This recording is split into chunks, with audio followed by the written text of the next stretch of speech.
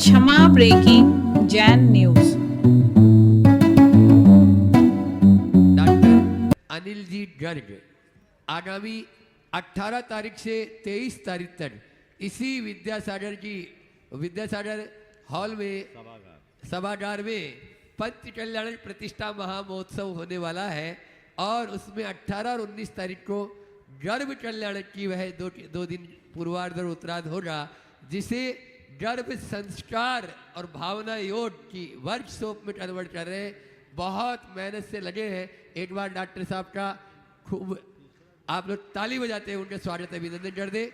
2 दिन का पूरा प्रोग्राम उसमें दिया हुआ है। शाम को जो संकट समाधान होगा वह भी उस दिन गर्भ संस्कार के बारे में ही होगा, ऐसा पूज्य महाराज श्री जी की तरफ से भी है। तो अपन उसमें अधिक से अधिक लोग, चाहे वो अभी जो गर्भवती महिलाएं नहीं है वे भी, और जो गर्भ धारण करना चाहती है वे भी। हाँ चलिए, महाराज श्री जी इसके बारे में और प्रकाश डालेंगे। अपन पहले डॉक्टर अनिल जी गर्ग से कहेंगे कि वे अपना निवेदन भी करें और पूज्य महाराज श्री जी चरणों में प्रश्न भी कर ले, और उसके बाद में पूज्य महाराज श्री जी भी कुछ प्रकाश इस पर डालें। नमस्तु महाराज जी, मैं अभिभूत हूँ। आपने हमें मौका दिया इस दिव्य कार्य के लिए।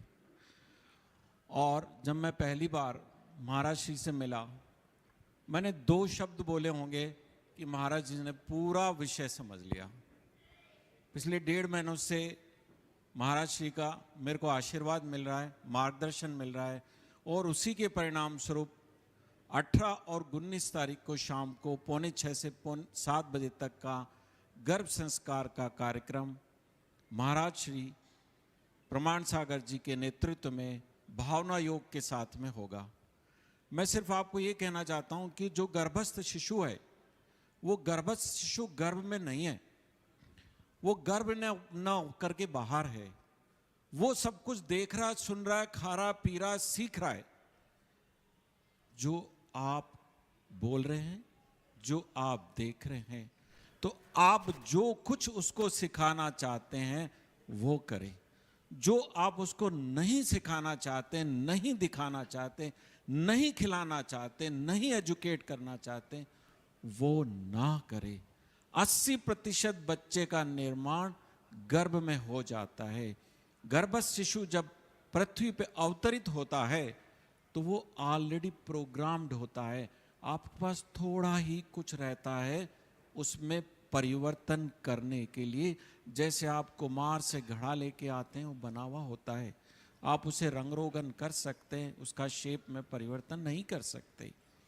आज हमारी समाज में जो बच्चे आ रहे हैं वो क्या देख और सुन के आ रहे हैं हमें पता है। माताएं गर्भ धारण के दौरान किस भाव से गर्भ ग्रहण करती है, वो भाव सीधा बच्चे के मस्तिष्क पे जाता है। हनीमून के लिए हम अज्ञात जगहों पे जाते हैं तो किस प्रकार की आत्मा गर्भ में प्रवेश करती है, ये हमें सोचना होगा। तो अतः महाराज श्री के भावना योग के द्वारा आप एक दिव्य संतान, एक आदर्श संतान और एक इच्छित संतान की प्राप्ति कर सकते हैं। इसी भावना के तहत महाराज श्री आपका मार्गदर्शन करेंगे भावना योग के द्वारा, और हम आपको वैज्ञानिक आधार बताएंगे कि भावना योग गुरुओं के आशीर्वाद, उनके वचन पूर्णतया वैज्ञानिक है। इसमें कोई संदेह नहीं है, क्योंकि आज की युवा नहीं मानता है कि जो बोला जा रहा है उसमें ऊर्जा है। हर शब्द ऊर्जा से ग्रसित है और उसका प्रभाव होता है। ये मैं आपको वैज्ञानिक तथ्य बताऊंगा और वास्तविकता बताएंगे। देखिए, अभी गर्ग साहब ने बहुत अच्छी बात कही है और ये बहुत ही समयोचित कार्य है। गर्भ संस्कार आगामी पीढ़ी के निर्माण का बड़ा सबल और वैज्ञानिक आधार है। हमने अपने पिछले अनुभवों में पाया है कि जो 9 महीने तक 9 मिनट का भावना योग करते रहे हैं, उन पर इसके बड़े सकारात्मक प्रभाव पड़े। डॉक्टर गर्ग साहब इसी बात को अपनी विधा से बहुत अच्छे तरीके से प्रस्तुत करते हैं तो आज से संदेश पूरे देश में दे दीजिए। 18 तारीख से 23 तारीख तक होने वाले पंचकल्याणक प्रतिष्ठा महोत्सव के दौरान 18 और 19 तारीख को जो गर्भ कल्याणक का दिन है, इन दोनों दिनों में शंका समाधान का ये सत्र गर्भवती स्त्रियों के लिए समर्पित होगा। उनके लिए जो यहाँ रहेंगे वो यहाँ, और जो ऑनलाइन होंगे उनके लिए ऑनलाइन के लिए विशेष प्रशिक्षण एक दिया जाएगा, जिससे गर्भ संस्कार की महत्ता को जानकर वे अपने जीवन को बेहतर बना सकेंगे। और इसके साथ ही उन्हें एक स्पेशल भावना योग भी कराया जाएगा, जो दोनों दिन यहाँ पर होगा। गर्ग साहब भी अपना पूरा प्रशिक्षण आप सबको देंगे। आप इस कार्यक्रम में जुड़ें। जो और जिन्हों को संतान नहीं होती वे भी उपस्थित हों। जो गर्भवती हो चुकी है या जिन्हें भविष्य में माँ बनने की इच्छा है वे आए, और दंपति आए, अकेले स्त्रियां ना आए, दोनों आए, तो इसका बहुत व्यापक परिणाम होगा।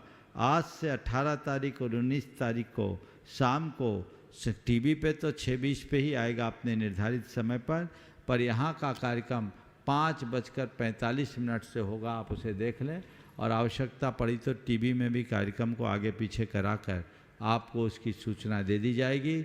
जो प्रत्यक्ष उपस्थित हो सके वे प्रत्यक्ष उपस्थित होकर इसका लाभ ले।